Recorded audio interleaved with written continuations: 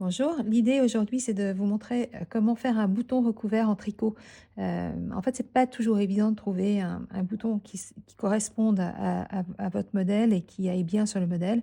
Et en fait, faire un bouton en tricot peut vous permettre de faire une jolie finition de votre pull en ayant quelque chose de très coordonné. Donc là, j'en ai fait un, avec ce fil très fin.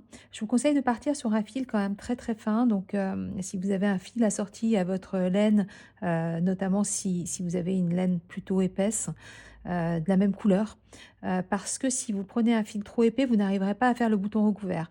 Maintenant, vous pouvez aussi le faire en fil plus épais sans utiliser un bouton à recouvrir, en utilisant un bouton classique que vous coudrez derrière, mais ce sera moins joli. Donc là, en l'occurrence, j'ai fait un bouton recouvert et vous voyez à l'intérieur, c'est parfaitement, enfin, c'est parfaitement invisible. Vous avez vraiment l'impression d'un vrai bouton. Donc avec la tête, bah, c'est un bouton à pied et avec le petit pied qui dépasse et que vous pourrez fixer facilement. Quand vous utilisez un bouton «normal» entre guillemets, vous aurez forcément la couture qui sera un peu moche en dessous du bouton. Est-ce que ça a une gravité? Je ne sais pas, c'est à vous de juger. Mais si vous voulez vraiment avoir un truc impeccable, ce sera mieux avec un bouton recouvert. Alors, la technique. Je vous explique. L'idée, c'est de faire voilà, le bouton tel qu'il se constitue en deux parties, le bouton à recouvrir. Vous avez la partie que vous allez recouvrir et vous avez la partie que vous allez coller dans le, enfin, clouer, enfin, même pas clouer, ça va être martelé dans la partie à recouvrir. Vous allez bloquer les bordures, vous allez bloquer les bords de votre tricot. Donc, là, vous voyez qu'en fait, c'est un bouton 23, donc qui fait à peu près cette taille-là. Théoriquement, si on était sur un bouton, en tissu, il vous demanderait de faire un rond de 36 pour cette taille de 23. Là, en l'occurrence, nous, on va faire au tricot, donc on va pas s'amuser à faire quelque chose de rond, parce que plus on va faire quelque chose de rond, plus on aura de matière. Moi, ce que j'ai fait, c'est que j'ai fait un petit carré. Alors là, en l'occurrence, j'ai tricoté en 2,25 pour une laine fingering qui se tricote en 2,5-3. Je l'ai tricoté assez serré pour éviter d'avoir l'effet transparent, mais je vais vous donner un truc après. Donc ce que j'ai fait, c'est que j'ai fait quelque chose qui correspond à peu près à ça en largeur et en hauteur. En fait, j'ai mis 14 mailles sur 16 rangs. J'ai tricoté en jersey tout simple et vous voyez que ça correspond à peu près à la taille de mon bouton de 23. Voilà, et à partir de là, ce que vous allez faire, c'est que vous allez passer une aiguille tout autour. En fait, vous allez coudre tout autour de manière à pouvoir resserrer autour. Alors, je vous montre comment on fait. Donc voilà, vous récupérez vos mailles du haut déjà. Là, en l'occurrence, il y en a 14. Voilà. Alors, tout simplement, j'ai coupé le fil qui me servait. Voilà, je l'ai coupé, j'ai mis une aiguille dessus, hein. Ensuite, vous serrez. Alors, ça va serrer la première maille, mais c'est bien. Voilà, vous serrez. Et ensuite, vous allez prendre une maille sur deux sur le bord. Une, une, une. Voilà.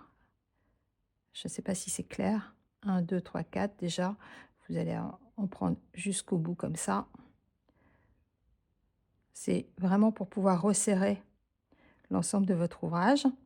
Voilà, une fois que vous avez terminé, vous tirez votre fil. Pour l'instant, vous le laissez comme ça, vous ne serrez pas. Ensuite, vous allez prendre un fil pour chaque maille du bas.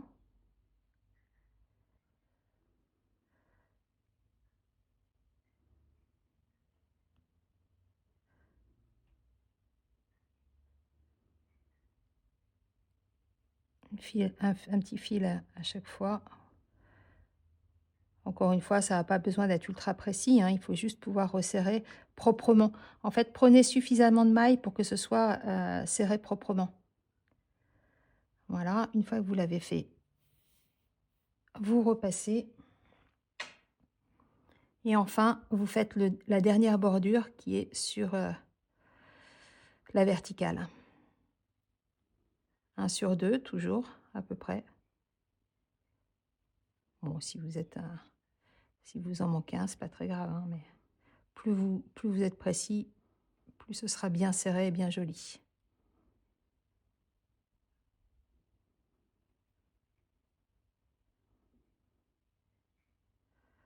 Voilà. Une fois que vous avez terminé, donc vous tirez l'ensemble et vous voyez que vous aurez, quand vous allez tirer, ça va faire un arrondi, ça va faire la forme du bouton en fait, hein. Voilà, vous aurez un capuchon en fait, que vous allez mettre sur votre bouton à recouvrir. Alors, en fait, je ne sais pas si vous avez remarqué, mais ici sur le bouton à recouvrir, on voit un tout petit peu la matière en métal à travers. Donc la technique, si vous voulez avoir quelque chose de complètement de la même couleur, vous mettez un petit tissu qui sera exactement de la même couleur en dessous. Comme ça, vous n'aurez pas l'effet transparent. Voilà. Alors bon, ça fait une surépaisseur, hein, donc il faudra vraiment, bien le gérer pour que ça ne vienne pas, gêner le fait de pouvoir mettre le bouton recouvert. Donc une fois que vous avez fait ça, alors là, en l'occurrence, je vais le retirer parce qu'il me gêne un peu, vous serrez bien. Vous serrez bien votre fil tout autour jusqu'à jusqu'au bout en fait, hein, jusqu'à nouer, voilà, j'ai gardé l'autre côté pour pouvoir le nouer et le serrer, correctement. Hop, comme ça, et vous serrez parfaitement.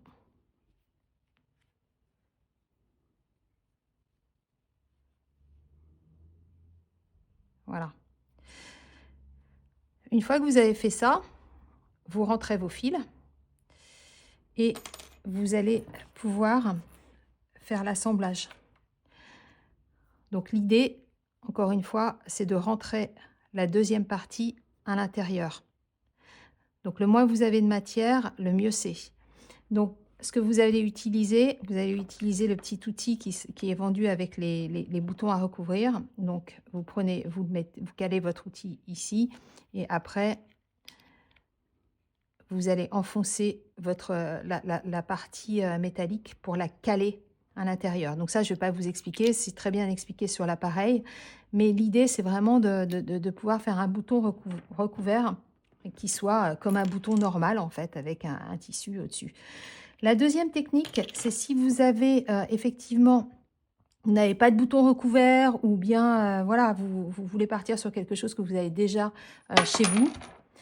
Vous pouvez utiliser voilà, un bouton simple et à ce moment-là, vous faites exactement la même chose.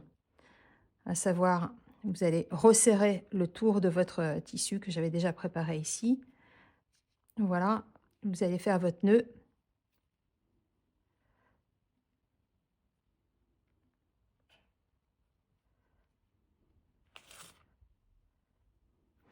Et la tête, le pied de votre bouton va dépasser derrière. Et voilà, vous aurez quelque chose qui sera assez similaire.